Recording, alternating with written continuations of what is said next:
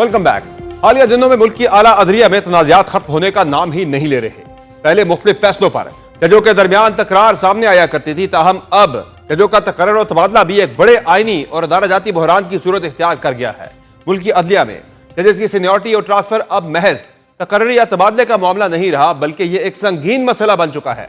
Seniority न सिर्फ जजेस के करियर का एक अहम मरहला है, बल्कि यह अदालतों में चीफ जस्टिस की तकर्ररी, बेंचों की तश्कील और अहम मुकदमात की समाअत जैसे हसास फैसलों पर भी असरअंदाज होती है। यही वजह है कि जब जजेस की सीनियरिटी या ट्रांसफर के हवाले से कोई फैसला होता है तो वो सिर्फ अदालती इंतजाम का मसला नहीं रहता, बल्कि एक आईनी बहस का आगाज कर देता है। सुप्रीम कोर्ट ने रवा बरस 19 जून को इसी नौयत का एक अहम फैसला किया, जिसने इस्लामाबाद हाई कोर्ट के जजेस की पोजीशंस, मुस्तकबिल और इख्तियारात पर बराह रास्त असर डाला। आज सदर ममलिकत आसिफ अली जरदारी ने सुप्रीम कोर्ट के इस ही फैसले की रोशनी में इस्लामाबाद हाई कोर्ट के जजेस की नई सीनियरिटी फहरिस्त की मंजूरी दे दी है। वज़ारत कानून और इंसाफ ने इस सिलसिले में बाज़ाब्ता नोटिफिकेशन जारी कर दिया है, जिसके मुताबिक जस्टिस सरफराज डोगर को इस्लामाबाद हाई कोर्ट का सीनियर तरीन जज करार दिया गया है, जो फिल वक्त कायम मुकाम चीफ जस्टिस भी हैं। उनके बाद जस्टिस मोहसिन अख्तर कियानी दूसरे और जस्टिस मियां गुल हसन औरंगजेब तीसरे नंबर पर होंगे। जस्टिस तारक महमूद जहांगीरी सीनियरिटी में चौथे नंबर पर, जबकि जस्टिस बाबर सत्तार पांचवें, जस्टिस सरदार एजाज इसहाक छठे, जस्टिस अरबाब ताहिर सातवें, जस्टिस समन रफत आठवें, जस्टिस खादिम सोमरोद नवें, जस्टिस आजम खान 10वें, जस्टिस मोहम्मद आसिफ 11वें और जस्टिस इनाम अमीस मिनहास सीनियरिटी में सबसे आखिरी यानी 12वें नंबर पर होंगे। नोटिफिकेशन के मुताबिक जस्टिस सरफराज डोगर, जस्टिस मोहम्मद आसिफ और जस्टिस खादिम सोमरो को मुस्तकिल बुनियादों पर इस्लामाबाद हाई कोर्ट में तैनात कर दिया गया है। ये तीनों जजेस दीगर हाई कोर्ट से ट्रांसफर होकर आए थे, जिस पर पहले ही से एतराजात सामने आ चुके थे। इस्लामाबाद हाई कोर्ट के 5 सीनियर जजेस ने इन तबादलों के खिलाफ सुप्रीम कोर्ट से रुजू किया था और यह मौक़िफ़ इख्तियार किया था कि इन तबादलों से उनकी सीनियरिटी मुतासिर हुई है और यह अदलिया की खुद मुख्तारी को चैलेंज करने के मुतरादिफ है। ताहम 19 जून को सुप्रीम कोर्ट के 5 रुकनी आईनी बेंच ने 3-2 की अक्सरियत से फैसला देते हुए इन दरखास्तों को मुस्तरद करते हुए कहा था कि आइन का आर्टिकल 200 सदर पाकिस्तान को यह इख्तियार देता है कि वो हाई कोर्ट के किसी जज को एक अदालत से दूसरी अदालत में मुंतकिल कर सकते हैं। जैसे मोहम्मद अली मजहर, जैसे शाहिद बिलाल हसन और जैसे सलाउद्दीन पनहोर ने अक्सरियती फैसला दिया था। इस फैसले में सीनियरिटी के तयन को सदर ममलिकत के सुपुर्द कर दिया गया है, जिसके बाद आज नोटिफिकेशन जारी हुआ। लेकिन कानूनी जंग अभी खत्म नहीं हुई। अहम बात यह है कि आज आने वाले इस नोटिफिकेशन से सिर्फ एक रोज कबल यानी गुज़िश्ता रोज इस्लामाबाद हाई कोर्ट के उन्हीं 5 जजों ने सुप्रीम कोर्ट के फैसले के खिलाफ इंट्रा कोर्ट अपील दायर कर दी थी। सीनियर वकील मुनीर मलिक की जानिब से दाखिल की गई इस अपील में इस्तदा की गई है कि सुप्रीम कोर्ट का 19 जून का फैसला अलज़म करार दिया जाए और फैसले के हतमी नताइज तक उस पर अमल दरामद रोका जाए। इस अपील की समाअत अभी बाकी है और आइंदा फैसले के अदालती और आईनी हल्कों पर गहरे असरात मुरतब हो सकते हैं। ताहम आज सदर मुमलिकत की जानिब से जजों की सीनियरिटी मुकर्रर करने के हतमी फैसले के बाद मामलात किस तरफ जाएंगे और आला अदलिया जारी इन तनाज़ात का क्या ड्रॉप सीन होगा, और सबसे अहम बात है कि जुडिशल कमीशन के अगले इजलास में क्या सीनियरिटी के बाद जजेस को जो फैसला होना है मुस्तकिल चीफ जस्टिस का, वो फैसले हो जाएंगे। मजीद बात करेंगे। हमें ज्वाइन किया है सीनियर कोर्ट रिपोर्टर हसनात मलिक थे। सर बहुत शुक्रिया आपने ज्वाइन किया प्रोग्राम में। ये बताएगा कि बड़ी अहम डेवलपमेंट्स हैं। ये आज सीनियरिटी जारी हो गई है, पहले फैसला आया 19 को और यकम को जो है होने जा रहा है जुडिशल कमीशन का इजलास भी। तो लग तो यही रहा है बज़ाहिर के सरफराज डोगर साहब इस्लामाबाद हाई कोर्ट के चीफ जस्टिस बन जाएंगे, बाकी भी जो सीनियरिटी के एतबार से जो है वो जजेस बन जाएंगे हाई कोर्ट के चीफ जस्टिस। जी बिल्कुल, क्योंकि हम देख रहे हैं कि 26वीं तरमीम के बाद अगर किसी ने आला अदलिया में जज लगना है, किसी ने हाई कोर्ट से सुप्रीम कोर्ट एलिवेट होना है, किसी ने चीफ जस्टिस हाई कोर्ट का बनना है, ये सब कुछ जो है वो एग्जीक्यूटिव के हाथ में। एग्जीक्यूटिव से ज्यादा है वो ज़ाहिर है सिर्फ एग्जीक्यूटिव तो नहीं करती, मुतल्लिका हाई कोर्ट के चीफ जस्टिस भी तो उसमें इन्वॉल्व होते हैं। बिल्कुल, वो इसमें कोई शक नहीं है। मैं वही कह रहा हूँ तौर पर तो नहीं कहा जा सकता कि एग्जीक्यूटिव के हाथ में आ गया। देखें, वो बिल्कुल इसमें कोई शक नहीं है कि एग्जीक्यूटिव के हाथ में नहीं है। और जो है वो अगर ये जजेस जो हैं ये अपनी पोजीशन लें तो कुछ भी यानी नहीं पॉसिबल नहीं है।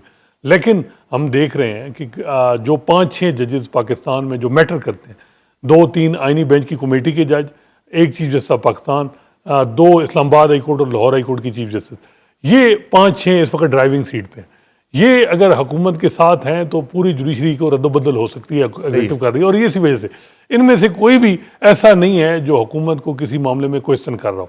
अब याहिया अफरीदी साहब ने खुद कहा कि जी सरफराज डोगर या दूसरी जो जज ट्रांसफ़र होके आए हैं, मैं ट्रांसफ़र तो समझता हूँ ठीक हुई, लेकिन इनकी जो सीनियरिटी है ये बॉटम लाइन पे ये जाएंगे। ये जो जजेस पहले ऑलरेडी मौजूद हैं उनसे जूनियर होंगे। ये चीफ जस्टिस ऑफ पाकिस्तान की ओपिनियन है और ऑन रिकॉर्ड है। लेकिन क्या वजह है कि उनकी ओपिनियन को उनके अपने फेलो जज ही नहीं मानते, और वो जो सुप्रीम कोर्ट ने फैसला किया 3-2 से, बजाय इसके कि मामला कहा जाता कि सदर जो है वो जुडिशरी से मशावरत करके डिटरमिन करे सीनियरिटी, आपने यानी 3 जजेस ने एग्जीक्यूटिव के हाथ में दे दिया है कि वो सीनियरिटी डिटरमिन करें। अब दूसरा मामला हो गया है कि परमानेंट हो गए हैं चीफ जो जज आए हैं वो यहाँ यानी जम जैसा ऐसे ही है। हो गया कि वो यहाँ आके वो परमानेंट हो गए।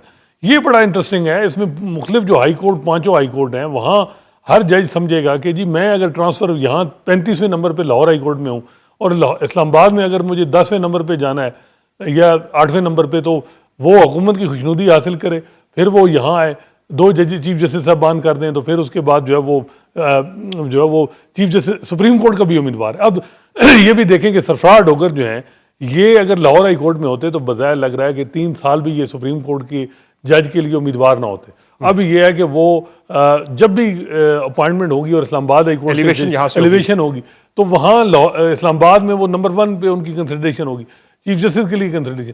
जी ये वो चीज़ें हैं। आपकी बात ठीक है कि एग्जीक्यूटिव कुछ भी नहीं कर सकती अगर 4-5 जजेस जो हैं वो सारा कुछ कंट्रोल। ये बताएं हसनात साहब कि जो पिटीशन अब दोबारा से की है, इंट्रा कोर्ट अपील की है इस्लामाबाद हाई कोर्ट के जजेस ने, कितना इम्कान है इस प्रोसेस को वो मजीद रोक सके? ज़ाहिर है अब तो 1 जुलाई को फैसला होना है, जुडिशल कमीशन का इजलास होना है, उस पर मुस्तकिल चीफ जस्टिस की जो है वो उसमें मंजूरी हो जाएगी। देखिए जी, वो तो अब जो आईनी बेंच की कमेटी है उसमें 3 जज हैं।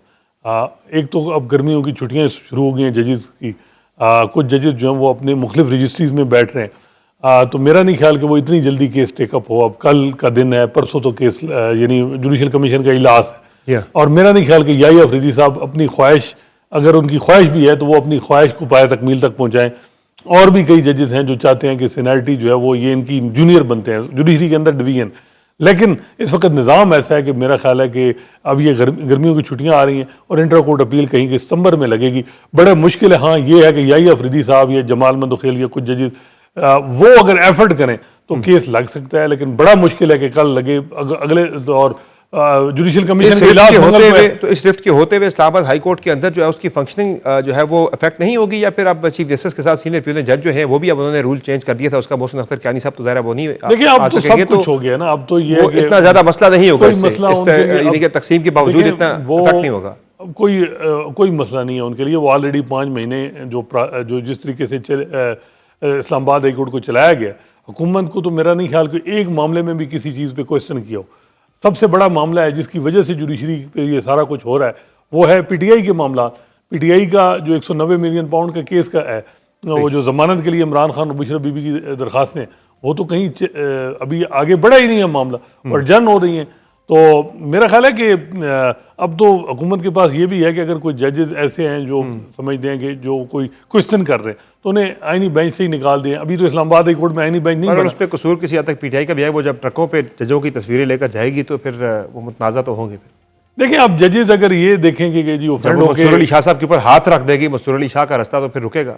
देखिए बात यह है कि मंसूर अली शाह ने तो नैब लॉ अमेंडमेंट में इमरान खान की पिटीशन डिसमिस की। यहाँ प्रॉब्लम यह है कि मामला चलते रहते हैं, कभी जज लेकिन जजेस को इस ट्रैप में नहीं आना चाहिए कि वो गुस्से में जो है वो ऑफेंड होके जो है वो एक जमात को टारगेट करें, जिस तरह पनामा में कुछ जजेस ने टारगेट किया नून लीग को, और अब जिस तरह कोई ऑफेंड होकर तो बिल्कुल आपकी बात दुरुस्त है कि ऐसा नहीं होना चाहिए। बहुत शुक्रिया अस्ताद वली साहब, आपने ज्वाइन किया प्रोग्राम में।